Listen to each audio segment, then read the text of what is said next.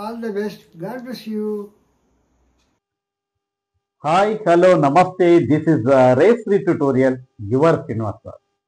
So previous క్లాసెస్లో మనము ఛందస్సు సంబంధించినటువంటి సూత్రం చేసుకున్నాం, గణాలు ఏకాక్షర ద్వ్యక్షర త్రక్షర గణాల గురించి చర్చించాం, మరియు సూర్య ఇంద్ర గణాల గురించి కూడా చర్చించాం కదా. మరి ఇందులోపల యతి అంటే ఏంటిది, ప్రాస అంటే ఏంటిది, యతి మైత్రి అంటే ఏంటిది, అది చాలా ఇంపార్టెంట్. మరి ప్రాస యతి అనేది కూడా చర్చిస్తాం, అది మరొక వీడియో చర్చిస్తాం. ఇందులో యతి ప్రాస యతి మైత్రి అంటే ఏంటిదో చర్చిస్తాం. అదేవిధంగా మరి వృత్త పద్యాలు షార్ట్ కట్ మెథడ్స్, సో చాలా జాగ్రత్తగా గమనించండి. Please subscribe my channel, like and share it. Let's start. యతి. సో యతి అంటే ఏంటి? ఫస్ట్ పద్య పాదంలోని మొదటి అక్షరాన్ని యతి అంటాం. సో దీన్ని విశ్రాంతి లేక విరామం అంటారు.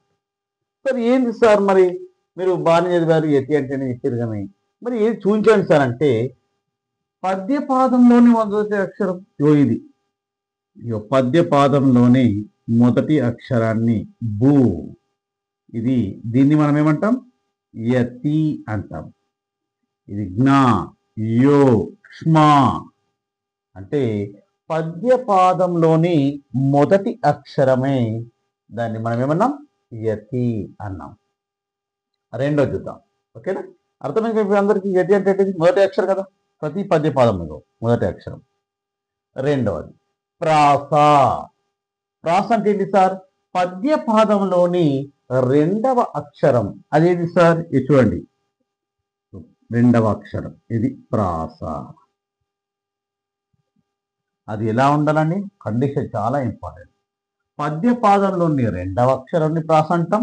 మరి అది సేమ్ వచ్చి ఉండాలండి, పా పా పా.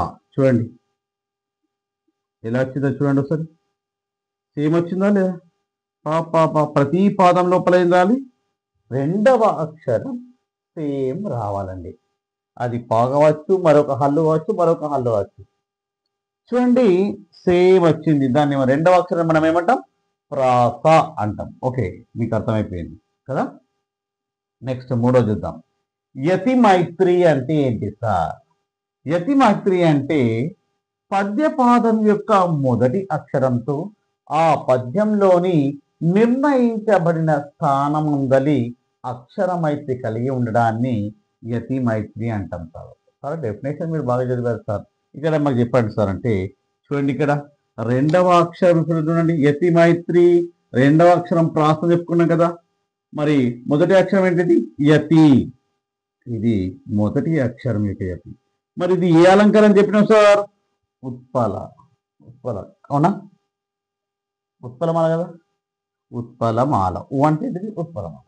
ఉత్పలమాల లోపల యతి మైత్రి ఎన్నో స్థానం?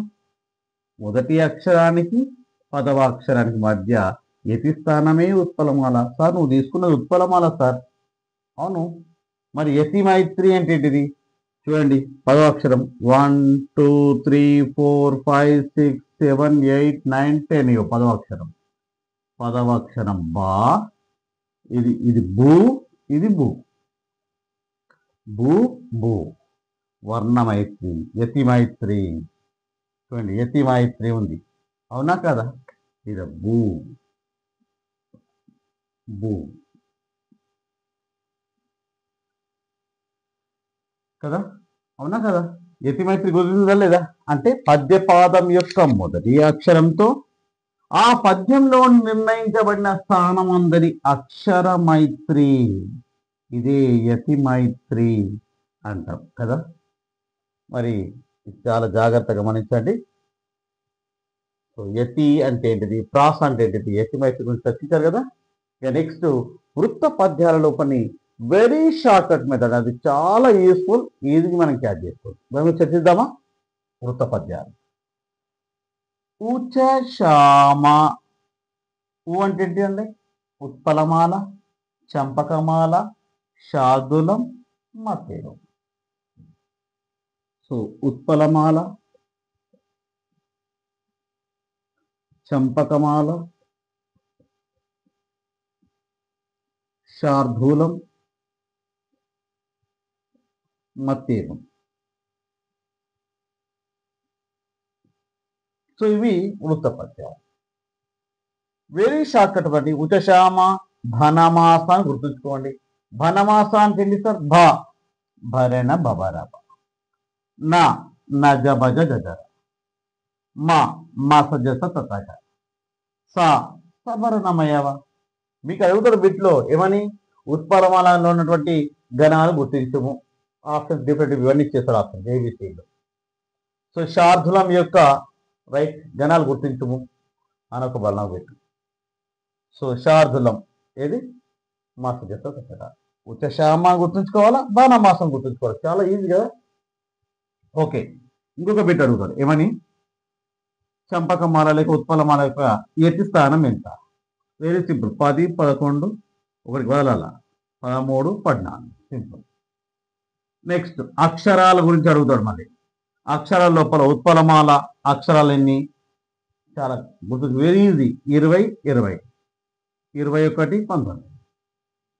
Very simple. ఉచశామ బనమాస 10, 11, 13, 14, ఆ తర్వాత 20, 20, 21, 19. That's it. ఇంకా గుర్తించిన తర్వాత సార్ బిట్ ఎట్లా అడుగుతావు సార్? అడుగు sir, we are ready to fight sir అని అనుకోవాలా.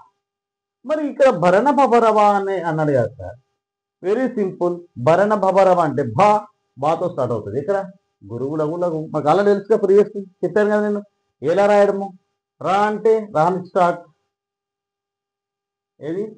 గురువు లఘు గురువు, ఇలా రాయొచ్చే వరకు చూద్దాం. Very simple. నగనం నాన్ స్టార్ట్, లఘు లఘు లఘు, భగనం, మళ్ళా గురువు గురు లఘువు గురువు, మళ్ళీ గురువు లఘు లఘు, రా ఇక్కడ ఉంది, ఇక్కడ గురువు లఘువు గురువు, వా ఇక్కడ వస్తుంది చూడండి. వా ఉందా? వా లేదు. వా అంటే ఏంటి మనకు? వగనం. దాన్ని ఏమైనా ఉంటాం? లగం, లఘువు గురువు. సో మీతో కూడా రాయచ్చలేదు. ఒక్కొక్క దాని గురించి ఉత్పలమాల గురించి పద్యంలో ఏదని ఇవ్వడండి. పద్యంలో ఉన్నటువంటి అక్షరాలు ఎంత కౌంట్ చేయాలా? Very simple. ఆ 20 అక్షరాలు ఉన్నాయి. ఇదా ఏదో గుర్తు ఎరగాల. అయితే ఉత్పలం ఉండొచ్చు, అయితే మత్తేవం ఉండొచ్చు. చలో ఓకే, ఈ రెండిట్ల అక్షరాలు ఓకే అని గుర్తెరిగి ఆ తర్వాత సుటేబుల్ భరణ భా వచ్చిందా లేకుంటే సాను తెచ్చిందా? భరణ అంటే గురువు లఘు లఘు వచ్చిందా లేకుంటే సగనం లఘు వచ్చిందా, లఘు లఘు గురు వచ్చిందా అని గుర్తెరిగితే మనం ఈజీగా తెలుసుకోవచ్చు కదా. ఇచ్చినటువంటి పద్యము లోపల అక్షరాల సంఖ్యను గనక కౌంట్ చేసి దాన్ని మనం ఏమనుకుంటామంటే ఉత్పలమాలనా, చంపకమాలనా, శార్ధులవా లేక మత్తేవమా ఎలా గుర్తెరగాలో మనం నెక్స్ట్ వీడియోలో చూద్దామా.